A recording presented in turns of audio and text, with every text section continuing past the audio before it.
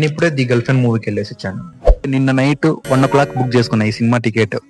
A women written by men, the Rahul Ravindran. ఇక cinema విషయానికి వస్తే సినిమా వాజ్ లిటరల్లీ సూపర్. కొంతమందికి నచ్చకపోవచ్చు, కానీ ఇదే నిజం.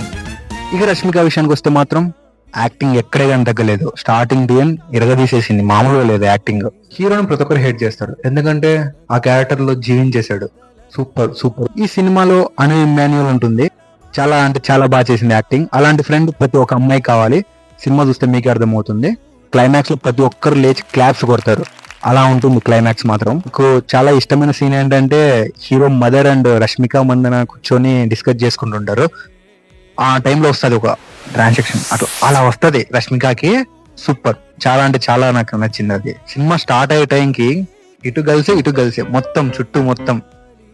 సినిమా ప్రతి ఒక్కరికి నచ్చాలని ఏం లేదు, ఎవరి ఒపీనియన్ వాళ్ళది, కానీ నాకు నచ్చిందని నేను షేర్ చేసుకుంటున్నాను.